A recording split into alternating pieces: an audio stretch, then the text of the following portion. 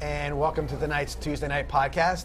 I'm John Mussone here with Coach John Peacock of the Venice Indians, and Coach, we just got finished doing our coaches show and sort of wrapped up what happened on a very unique day on Saturday with the Indians playing the Cardinal Gibbons Chiefs and losing 28-22. Obviously, we talked about it before. There's positives from every side of the right. equation. You know, a lot of things could have happened. It just didn't quite happen. And give us what your wrap up on the thing is. I think the whole thing, and hopefully this will be the last time that we talk about it. But a lot of missed opportunities for one. Yes. And that happened first play of the game.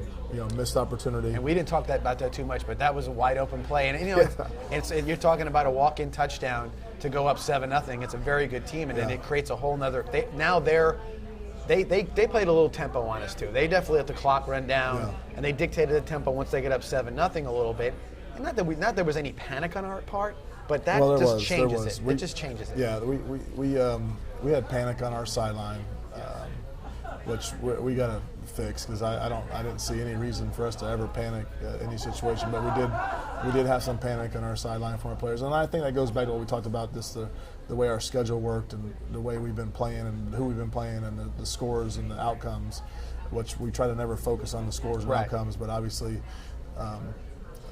we did have some focus on it because there was a little bit of panic. We were down 7-0 and then at 14-7 at half. I think when it was 14-7 at half, I think everyone kind of calmed down. Yeah, they looked at it and said, this could be a lot better, but it could be a lot worse. But a lot of waste opportunities, and also just the penalties, and not just for us, but just on them as well. Like, it was, when you're talking, what'd you say, 39 called penalties, accepted penalties. I think there was a couple that weren't accepted, and I think there were a couple that were, when there was a couple that was 2 on the play. Right. I don't know if you ever counted that where we had a do-over. Yeah. So there was that's the ones you say. Those are the ones I don't count. So I don't count. Yeah. So I know there was at least 3 of those. Right. Because that just wipes everything out. So that's 6 more. So you're talking 40.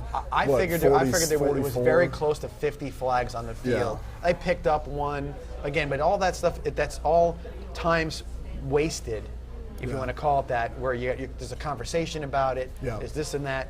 Most high school football games are a 15 to 2.5 hour game, 48 minutes, and usually it turns out that way because you don't have TV timeouts, you have water breaks, but they're not really that long. In this case, 3.5 hours. It's not because of injury, it's not because of this, not because of a rain delay, it's because there were yellow flags all over that field. Yeah. So I think that was one thing that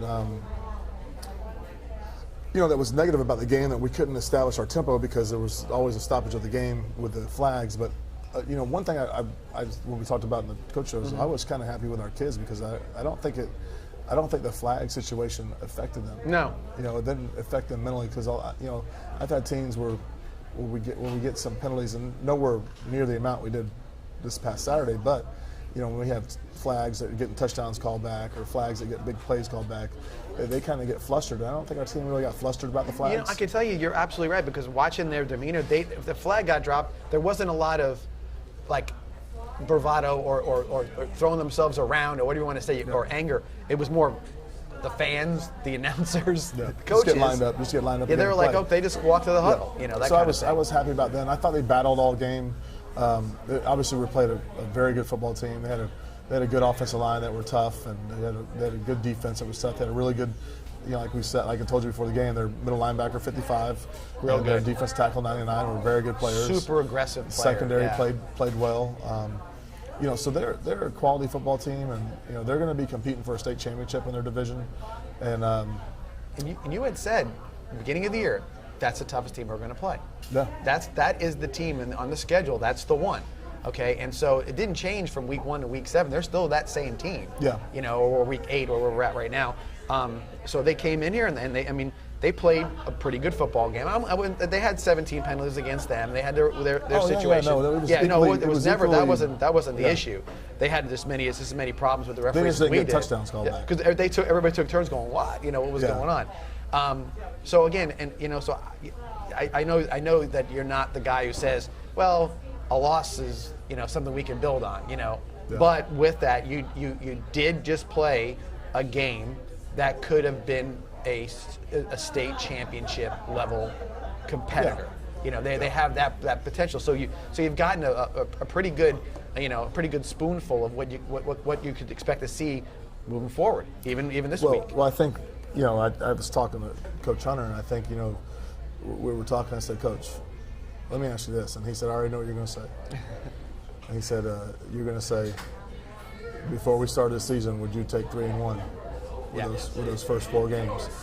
With the just saying that we playing Cardinal Gibbons in the process of those 4, and I think we both said absolutely. Right. We'd take 3-1 right now in a heartbeat, and I think anybody would. You playing Miami Northwestern, Cardinal Gibbons, Cocoa, Edgewater, you're going to take 3-1. Absolutely. I mean, and then look, in that whole situation, you would have thought that schedule just nothing against Cocoa. You would have said, well, Cocoa would be the one we probably should have because they weren't a state champion. They weren't. Right. Or they weren't. Well, they had to play Cardinal Gibbons. Right. So you look at it and you say, wait a second. That's the one you're like I say, darn, that quarterback was, he was something different altogether. And so they all lined up, and I said, now if you ask me which one the better of that 4 was, I couldn't tell you. I couldn't say one was better. I mean, because they all had their own way of doing things.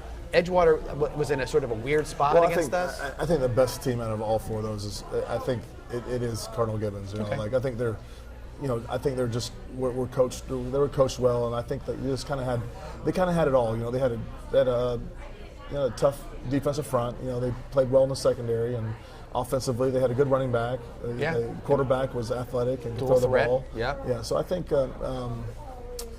Other than I wasn't too terribly impressed with their kicker, but other than that, I mean, they were a pretty solid football team. Yeah, like I said, the O-line was big across the line. There's some special guys on defense too. So yeah, no doubt. And again, listen, I don't know about. I don't want to say anything bad about their kicker because I don't know. I'm just saying. As it looked, they didn't kick deep. Didn't do a couple things. That you would normally see. Right. Like we see sometimes. When that might have been their game plan. Sure. To not kick to our returner. Sure. So I don't want to say that they don't have a good kicker. I'm just saying, just looking at it, I thought their special teams maybe their weak point. Didn't jump to the page. Right. Yeah, no doubt. But again, a game that was sort of unique in the way the setting was. Afternoon on a Saturday, unique in the sense that there was so many penalties. Unique with 2 state level, highly ranked teams in the state and in the nation as well, playing against each other in a game that, again, more about the ramifications are that some of the undefeatedness and things that you kind of fluff up your season with. I don't know who else is undefeated in the state. Well, IMG, are they not? Who's that? Yeah, well, I'm saying, but they're in there. They're counted at that. But no, I really think that. What you're seeing is good thing you brought this up because I was going to bring it up a little later. You're seeing all these good teams play each other, which is fantastic. Right. I think it can do nothing more than except promote the product that Florida high school football is. Yep. It also gives you the opportunity to kind of, if again you're prepared now, you're battle scarred coming in the Riverview game this week. You're battle scarred moving forward, whatever it may be. You know what it needs to do. You can. There's reference points. Hey, remember this? That's what we did in that game. Remember this? Yep. That's what they did. Every year you have kids that some are guys that were from last year's team. Some guys are new, and the guys that are new, they've got a pretty tough. We don't think that we're unbeatable now. No, because obviously we are. Right, it'll be easier to talk to them about different teams and stuff. So. Right, and I think that's a big thing too. So there's that bright, that shining thing about this whole thing is that you can say, look, guys, this is not something you can just roll your helmets out there and expect to win a football game, no matter what the situation. Good thing it happens now, not in the playoffs. And I think so. I go back to 2017. We played IMG. Yeah. Played them well. Yeah. Chance to look like there was a chance to go down and score late in the game to take the lead, but I think it got you better. Yeah. I think that was sort of a jumping off point, and everybody sort of said, "This is what we need to do. This is how we need to do it." And again, so I think that was the fact that last year, the year prior, St. Thomas beat our brains in. Right.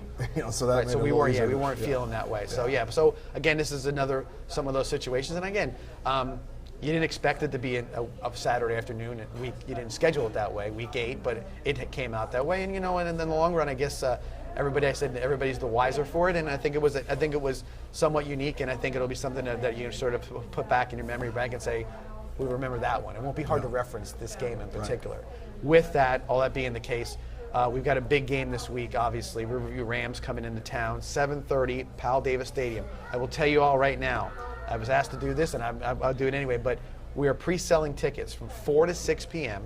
at the stadium ticket office, $8 per seat. So you can buy your tickets on Thursday afternoon. I would highly suggest that. Yes. Highly suggest that. Our administration, sort of whispering and saying their expectation is between 6,000 and 8,000 people at this game. So it's not going to be getting in line for a ticket. It's going to be parking. It's going to be all the other things that go along with it. So get there when you can and get your tickets as early as you can. You can avoid all that hassle and all those lines. Again, so between 4 and 6 p.m. on Thursday afternoon at the ticket office at Pal Davis Stadium is where you need to do. And that way you can avoid all that stuff. And $8 per seat is the cost on this game. So just make sure you're ready to go. And again, we hope that we have. I can't even imagine that we won't have absolutely a packed house on our side of the field. And I know they will have a big. They'll be packing that other side as well. Like we talked about it earlier. Like this is probably the biggest game in our county with 2 county teams probably since the Sarasota Riverview Regional Championship. Back in the day. Yeah. Yeah, I know which one you're talking about. So we got two teams that are 7-1. For the district championship, hands down district championship, hands down, playoff. Get your playoff home field advantage there. Mm-hmm. So this is going to be huge for both programs. It's going to be a great atmosphere against two good football teams, and we're excited. We're really excited. We knew that this is going to be the biggest game of the year before the season started, and it doesn't matter what the record was, but we knew we kind of had an idea that it would be for the district championship. Yeah, and again, when hopefully everybody's there. Hopefully we want to root our team on. We want to do it classy. We want to do everything the right way. Everybody's going to come in there. They're going to be rooting for their team too. So. Again, hopefully this is a fun night for everybody. Hopefully it's a victory for the Indians. Obviously, we wear the green and white, so we want that to be a victory for sure. But I think again going into the game, we know each other. We've played each other for years. Is not really. You're not going to find much different from what you've seen before, stylistically. You know what both sides want to do. So really, it's going to come down to the basics. It's going to come down to turnovers. It's going to come down to blocking and tackling. All those things that you emphasize all year long. That's going to be the pivotal points in the game. Yeah, we got to play well in defense. You got Coach Josh Spurrier over there. That I know that he's going to have something up his sleeve for us, and he's going to have a few wrinkles in there for us throughout the game. He's shown earlier in his games that he likes to, get a trick play off in the first series or so, and kind of sets that up. And we've shown the same thing. Yeah. So you might see a trick play from us. Like I said, and most of these big games, there's a lot of stuff that goes on that you don't usually see, in the normal regular season game. So this is not a normal regular season game. You got to put all the bullets in the chamber and fire everything this game. I'm sure they've got some stuff planned for special teams as well as us. So it's going to be exciting. It's going to be like I said, two very good football teams and 2 well-coached football teams that we'll see what happens. Yeah. No. Again. So don't forget, while the tickets are being sold early, the game does start at normal time, which is 7:30. So 7:30 Friday night, Pal Davis Stadium. Make sure you're there. Make sure you're in us on it. If you can't, the VSN network,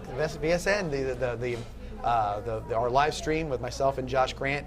Doing that as well. You can go on the VeniceIndianFootball.org website, click on the icon for the live stream, and you can go ahead and buy that and get an opportunity to watch a quality high school football game in high definition with a very high quality, the best in the area, the best in the state.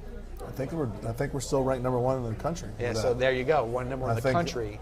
Riverview's they have a live stream. They were ranked. I think last week I saw they were ranked 765,000 in the nation.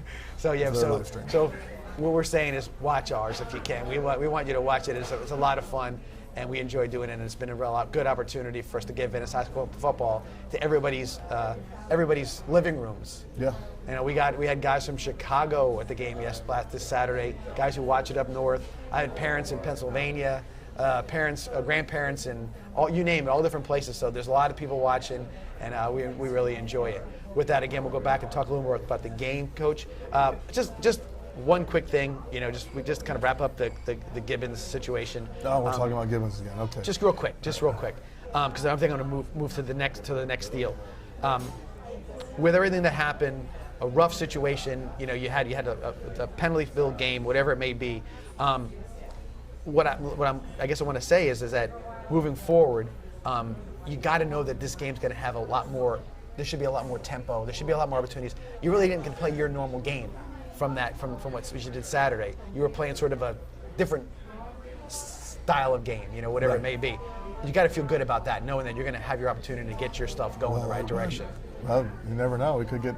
Well, I'm not planning on that. I can promise you that. I don't think that's going to be the case. We could. You never know. We could get the same deal. So who knows? So that's. But the one thing I talked to the team about, like, hey, we might have the same crew, and we might be the same kind of deal. So we got to keep our heads straight, and we got to overcome whatever adversity we have, and you know, whatever it may be. It could be, we could have 40 penalties this week, but we got to overcome it. Right. No, and excited. But I like, again, with looking at it, gosh, you know, you felt as though that, you know, that was the product that we put on the field has always been is what it is, and it didn't feel like that was happening. And I think Friday night, I think it's going to be a quality game. I really do. I hope so. Yeah, no doubt. With that, we'll take our mid-break here at our podcast. Take a few minutes to thank some folks commercial-wise, and come back here at Joey D's and talk a little bit more about Friday night's game against Riverview. See you back here shortly. It's time for monster-sized savings during Douglas Jeep Chrysler Dodge Ram's Monster Sales Event. Get a ghoulishly good deal on a Ram 1500 from only $279 per month during Ram Power Days.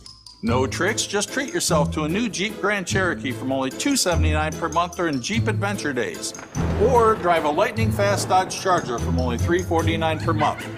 It's the Monster Sales Event going on now at Douglas Jeep Chrysler Dodge Ram in Venice. Who has monster-sized savings? Douglas does! Absolute Aluminum is proud to introduce our new 7-inch seamless gutter system. Standard gutters are too narrow to handle heavy Florida rain. This overflow can cause streaks and stains on your gutter and home, plus wash out your landscaping. Our new wider 7-inch gutter system will keep everything looking clean and beautiful. And with our professional installation, your new gutters will go up fast and last. So call now to increase your home's curb appeal with our new 7-inch gutters from Absolute Aluminum.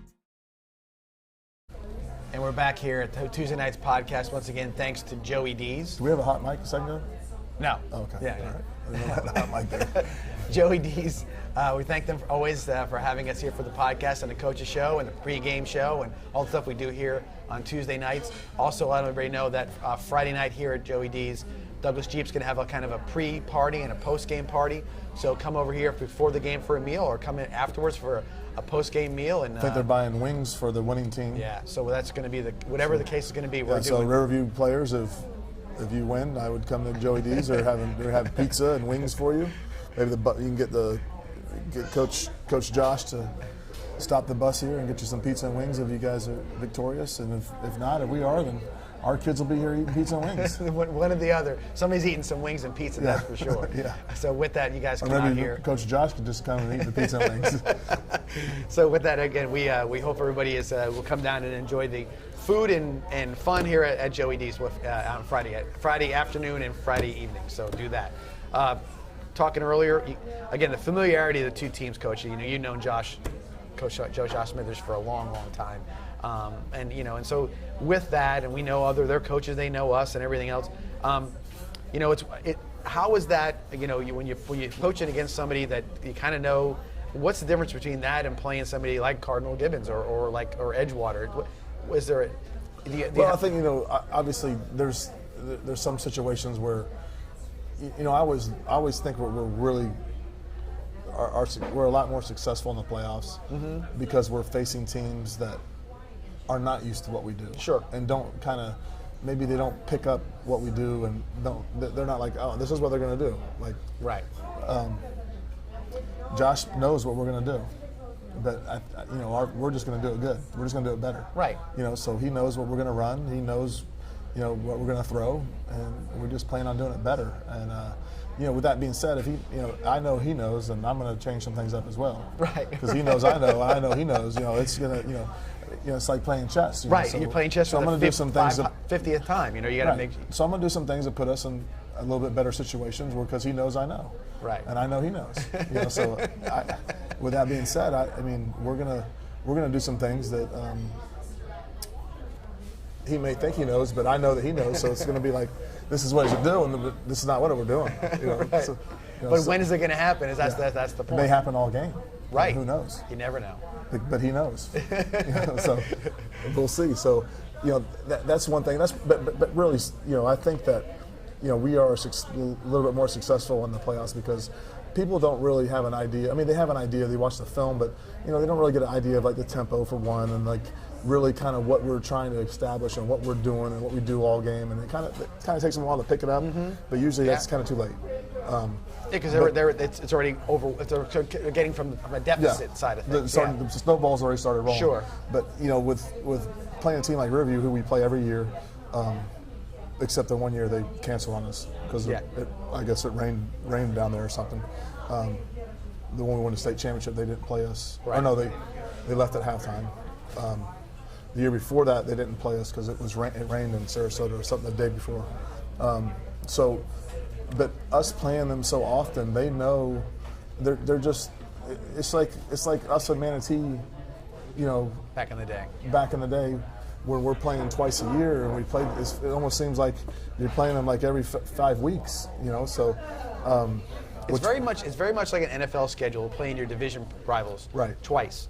New coaches come in here and there in the NFL, but basically by the end of the year, you've already seen their film. You've already done all the things you need to do for that, and you have to kind of figure out a way to do it so they don't know what's going on. Yeah, I mean, breaking them down, as an offense and trying to preparing our offense for them. Like I didn't really have to watch a whole lot of film. No. I kind of knew how they're going to line up and what they're going to do and how they're going to play, what coverage they're going to be in versus this formation, and what coverage they're going to be in versus this formation. So, I could just look back at last year. I really didn't have to see any film, but their personnel changes. Sure. Personnel changes. They have the linebacker back, number 3, who they say is the best linebacker in the district, and he is a heck of a player, a wrestler. He won the state championship as a wrestler. He goes to the Sarasota military, and I guess he won the state championship in wrestling there. They got a defensive back who's a sophomore who's got all kinds of Power 5 offers. They got a really good defensive line. Their defensive line coach is Mark Christiani, and he also runs their weight room. And we were fortunate enough to I guess Mark was fortunate enough to work under me and learn how to run the weight room. And now he's there doing it for them. So there's an awful lot of familiarity with everything, and their offensive line is playing very well. They got a very very athletic quarterback in the backfield that can run it, and he's shown that he can throw it too. And they got a receiver now the receiver is probably. I would have to say their receiver is probably one of the best players they've had in the last couple of years.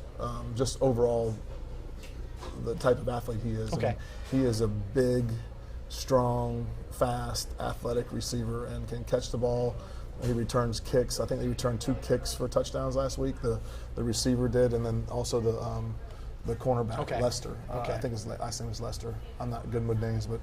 I think they both returned 2 kickoffs for touchdowns, so they're obviously very good in special teams, and I think you always remember like Riverview back in the day always had this kicker and this punter that could just boom the ball. I remember one time their kicker was kicking from our side of the field in warm-ups. Yeah, he had to move it out of the way. So he's going to kick a 65-yarder or something like that. So they're going to be very good in special teams. They're going to be very well coached on defense, and obviously we don't have to say much what Coach Smithers is going to do offensively. I mean, he's got so many.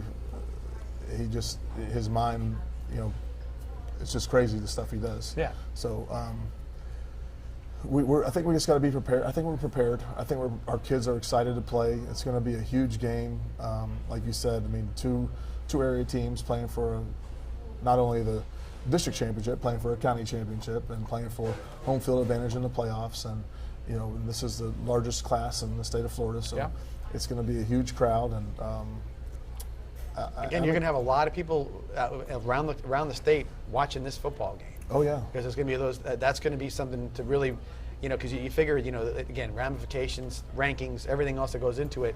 But there's a lot of people that are pundits, and then they have websites and everything else, and they'll be at this game because this is something they're going to be reporting on it, and it'll mean something to everybody. So again, I think it's fun that a local game can have that sort of bigger appeal. Yeah, it's really good for our county.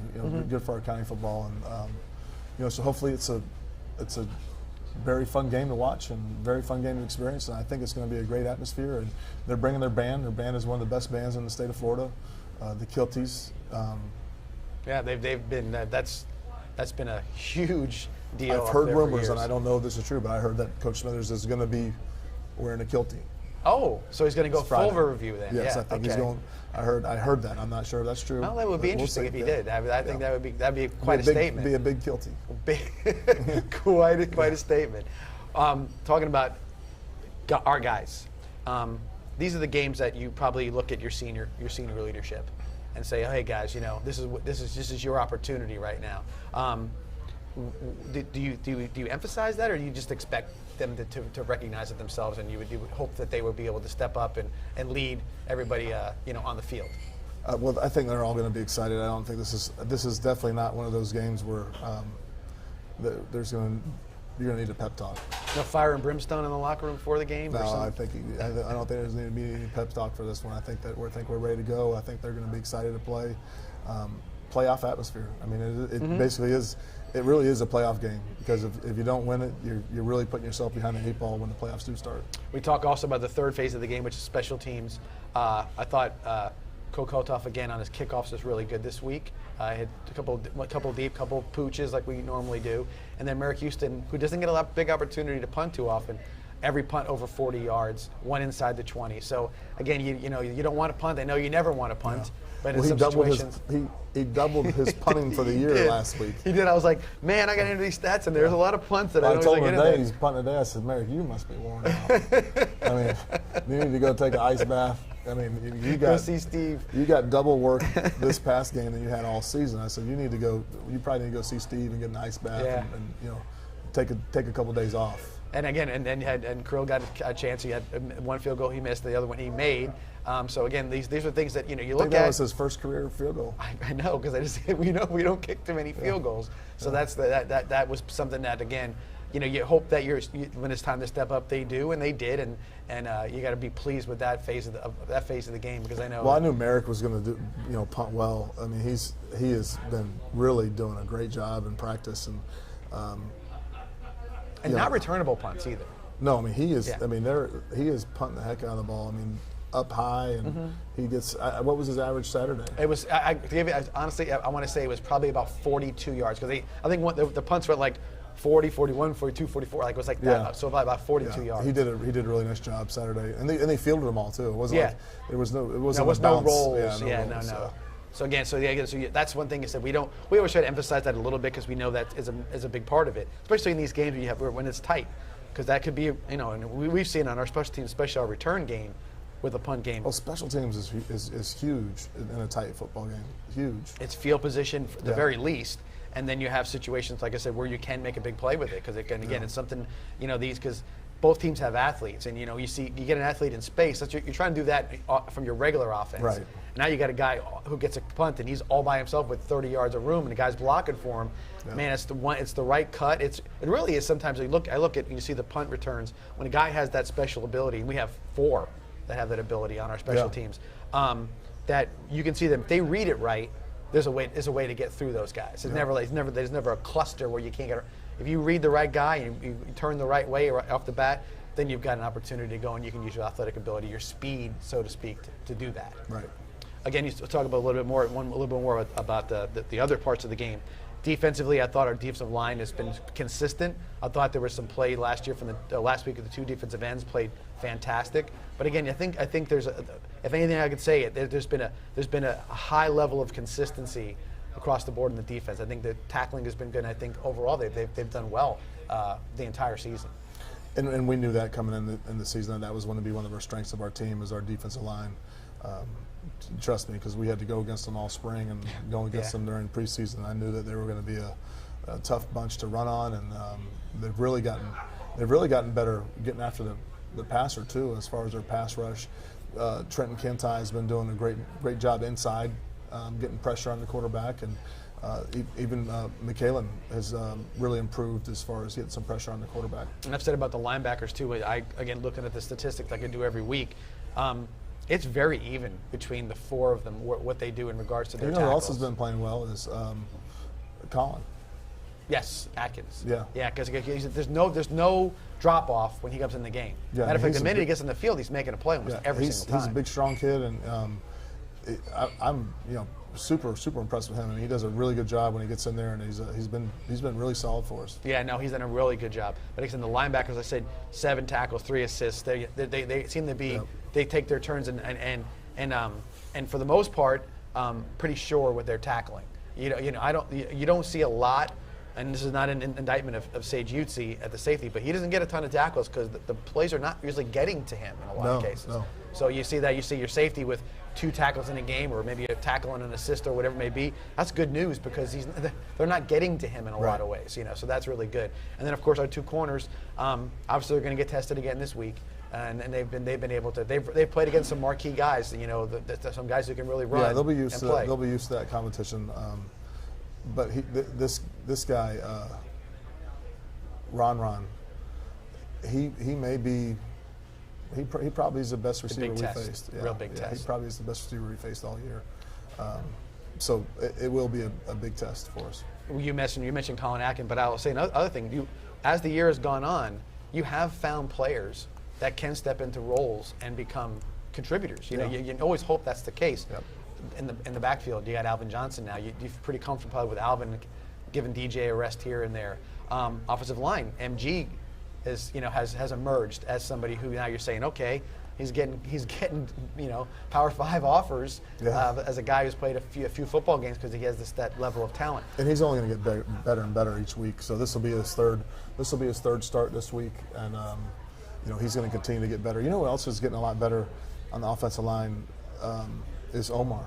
Okay. Omar, he didn't get to play last week, but he's had a really steady improvement the last couple of weeks, and we're going to start giving him some opportunities because he's 6'5", 300 pounds. Space heater. And he has been doing a really good job. He's starting to get a little bit of meanness to him, and which is what you need on the offensive line. So.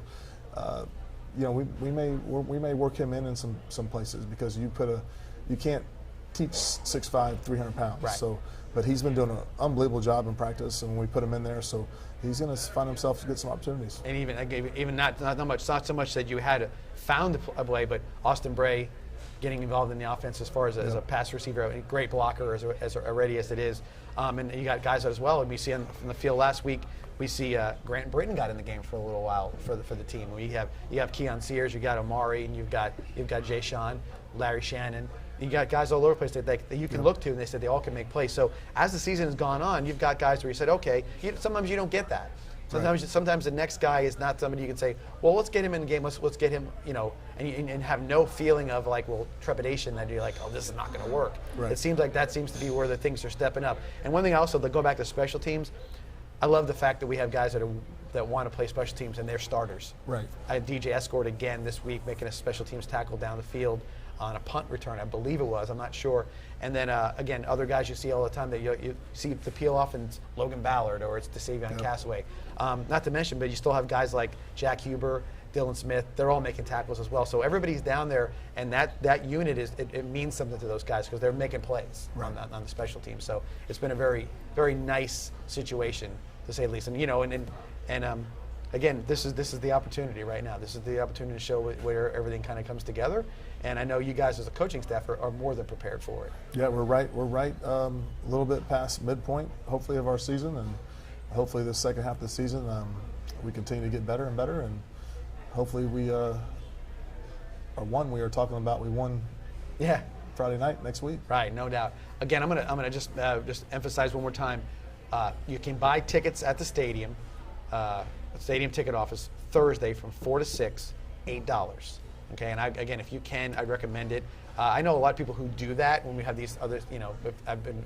Well, we do it in the playoffs. Right. Everyone comes in the playoffs on Thursdays. And the people who I know who do it, and there's a lot of people, family and friends who do it, and they're saying like, oh, what a difference, what a time saver. Yeah. You park your car wherever you park your car at, and you walk in, and then you're just taking your ticket, and you're off you go, and you're getting in your seat and everything else. Again, it'll be crowded, so again, and maybe it might be a sweatshirt day, so prepare for a sweatshirt evening.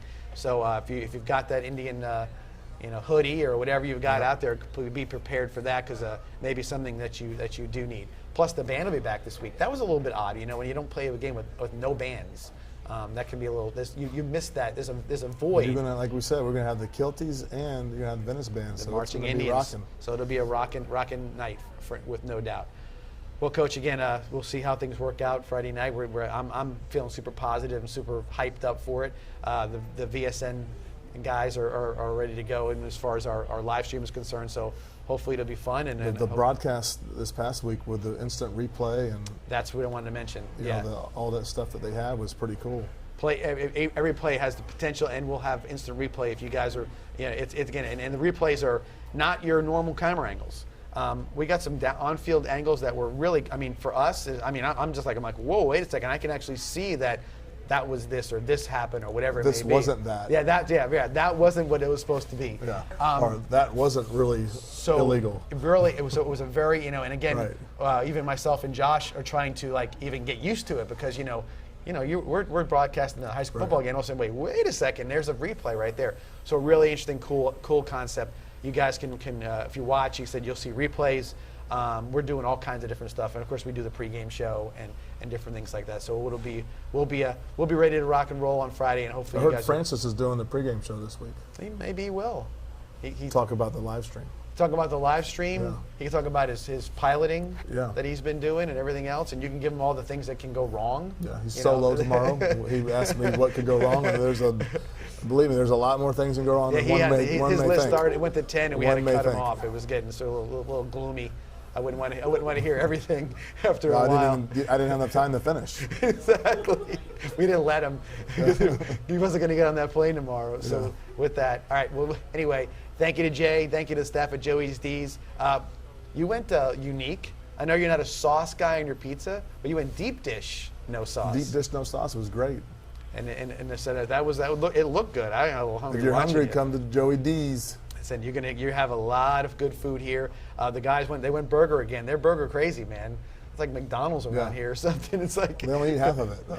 Well, that's fine. They're like birds. You can save it for another day if you have to, but nonetheless, really good food. I've been sort of splintering out a little bit for different food choices, but come here. Don't be afraid to try anything on the menu. It's all really, really good. I will give one pub as an appetizer. Those the egg rolls with the Chicago beef egg rolls. Inside. Oh, they're that's nuts. Good. I think they're really low calorie too. Listen, every bite has got to be about 400 calories, but that's what I'm saying. Josh would love this place. It's worth it. Yeah. It's definitely worth it. Coach Josh, you need to come here. You'll love it. Yeah, that's right. If there's free wings and pizza, just get those. They're only like $8 or something like that. They're really good, and you'll enjoy it. You come with a little au jus and the whole deal. So really good. And again, we do appreciate everything you do for us. With that. Thanks you for watching the podcast. We'll be back here next week at Joey D's. Me and Coach Peacock will talk about a victory and moving forward. For somebody. But we hope it's that one right there. So, all right, we'll see you all next week. Thanks for watching. Have a good night.